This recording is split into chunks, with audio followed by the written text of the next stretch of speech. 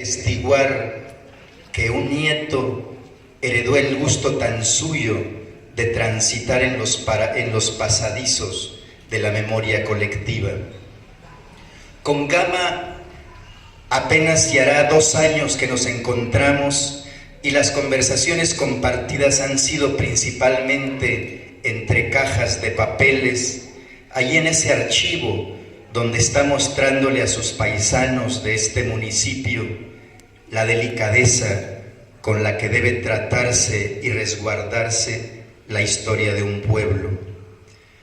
Una mañana de mediados de 2017, en la oficina del exalcalde Héctor Montes, este tuvo a bien propiciar una conversación informal sobre asuntos de la cultura serrana.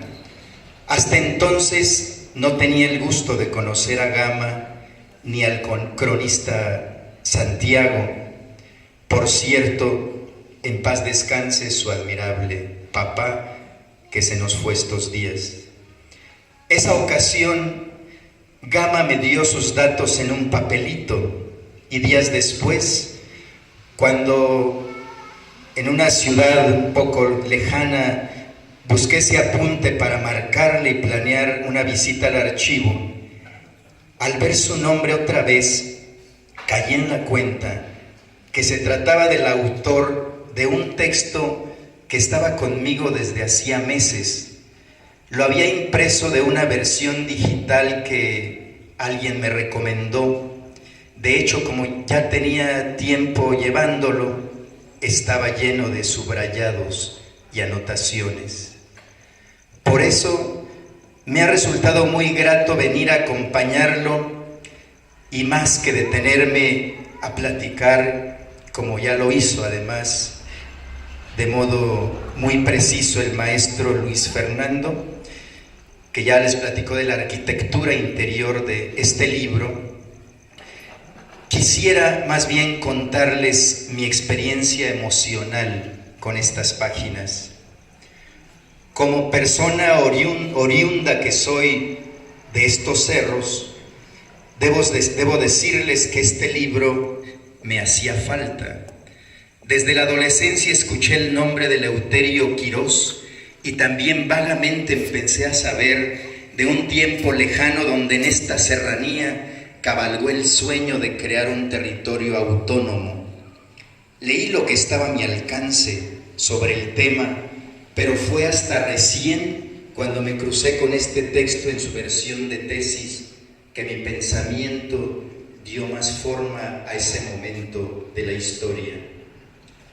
En estas páginas, los lectores podemos encontrar detalles muy minuciosos de las iniciativas que se instrumentaron para controlar lo que desde la opinión del poder central era un territorio en la anarquía, circunstancia que les preocupaba estando esta tierra relativamente cerca de la capital del país.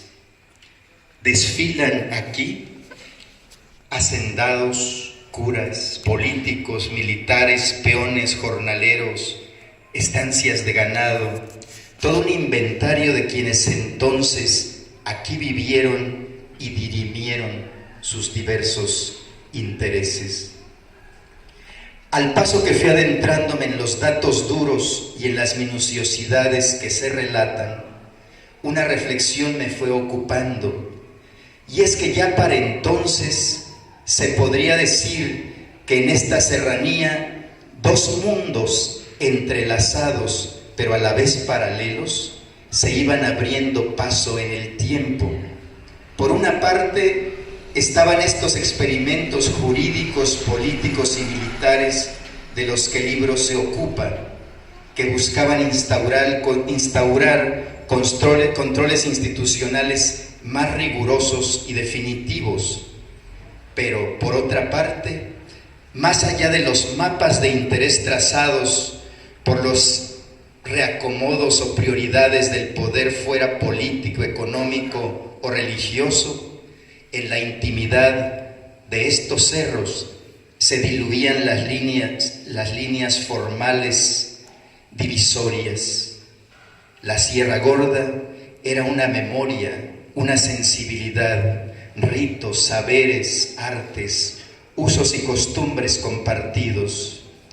Ya para ese siglo XIX, este era un territorio con fronteras invisibles. Y es que a partir del siglo XVI, luego de quedar bajo el suelo los huesos y en el viento las ánimas de quienes habitaban estos cerros cuando llegaron los españoles a colonizar y evangelizar, sobre un inmenso cementerio se había ido estructurando un telar común donde las personas y las comunidades tejían la vida cuando el nacimiento, cuando la fiesta, cuando la devoción, cuando el trabajo, el alimento, el dolor, cuando el habla, cuando el amor, cuando la muerte. Gamaliel da noticia aquí, de modo particularmente vasto, de las estructuras institucionales que se fueron cimentando a la par de esas otras dimensiones del mundo serrano más inacibles, pero de raíces poderosas. También este texto aporta algunas claves fundamentales de cómo aquellas realidades tienden puentes hasta el presente. Y me refiero en particular a que muy posiblemente fue en ese periodo que Gama se ocupó de revelarnos cuando los poderes, incluida la Iglesia, cumplieron en gran medida su cometido de domesticar a los serranos, de arrancarles el temperamento rebelde e incubarles este adormilamiento institucional que aún hoy prevalece. Aquí hay pistas de cómo se cimentó el silencio ante los abusos del poder, que con muy escasas excepciones, durante ya casi 2 siglos, se ha instalado en las poblaciones serranas. Y es que entonces comenzó a articularse esta postura de sometimiento que ha hecho que en la sierra se toleren ancestrales cacicazgos, una iglesia católica de doble moral, depredadores de los recursos naturales y gobiernos autoritarios y feudales. Podríamos decir que en esa tumba donde quedó Eleuterio Quirós, luego de ser fusilado en diciembre de 1849, ahí mismo fue sepultado, quién sabe por cuántos siglos más, el espíritu rebelde de los serranos, que quizás en la cristiada o en el agrarismo tuvo un leve despertar, pero volvió al silencio. Solo Gama sabe a ciencia cierta que todo tipo de motivaciones de orden académico, profesional, familiar o de raíz lo llevaron a plantearse esta tarea, pero a mí como lector me queda la certeza que se trata de una obra que trasciende al propio orfebre. Es decir, son voces, historias, almas que estaban tocando a la puerta de este tiempo nuestro para emanciparse del olvido y que en él encontraron la puerta. Ahora bien, debo confesar que en mi gusto por este trabajo también hay algo más personal. Mi abuela Ángela nació en 1885. Decía su mamá Toribia que una noche cuando estrellas fugaces caían hacia el oeste. Y mi abuelo Macario nació en 1889.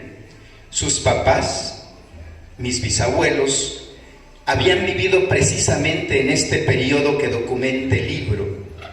En mis padres, abuelos y bisabuelos se acrisolaron muchas sangres, fatigas, sueños de ultramar que desembocaron en darles templanza de robles y vigor de sabinos. Por eso, también felizmente viví esta lectura como si en ella mis bisabuelos me llevaran de la mano para adentrarme en el paisaje humano y social que a ellos les tocó vivir. Les comparto que soy de la creencia que hay un reino de los muertos que nunca partirán y que lo que llamamos la realidad tiene muchos planos simultáneos, algunos invisibles a la mirada cotidiana, pero solo es cosa de orillar el polvo, como lo ha hecho Gamaliel, para que emerjan esas fuerzas y presencias que ahí han estado siempre.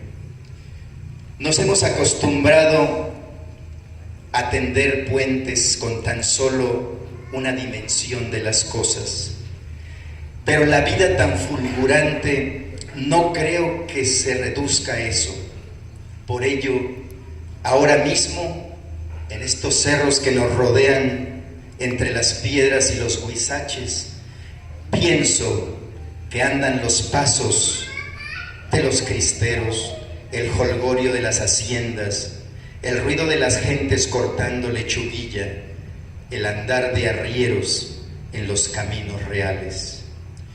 Don Trinidad, abuelo de Gama, me entenderá bien esto, porque él sabe que aún sin luz en los ojos, el alma sabe mirar. Finalmente, solo me resta volver a agradecer a Gama por este libro y me tomo una licencia de volver a agradecer aquí públicamente a don Trini un gesto que tuvo cuando era ayudante de don Simón. Hace meses en su casa supe que usted, don Trini, era aquel joven que allá en Jichú, en tiempo de la mina, se dio a mi madre y a un hermano de brazos gravemente enfermo el asiento que le correspondía en el camión de redilas donde transportaban los envases de refresco a San Luis de la Paz, en un recorrido que duraba 4 o 5 horas.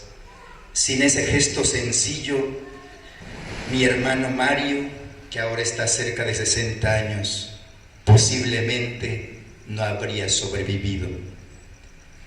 También don Trini, deseo que en su corazón haya mucha alegría y paz, porque esta tarde hemos confirmado que su nieto encontró en el camino la luz que a usted se le fue de los ojos, pero con ella, con esa luz que Gama encontró, ha iluminado un momento de nuestra historia serrana que estaba en la oscuridad.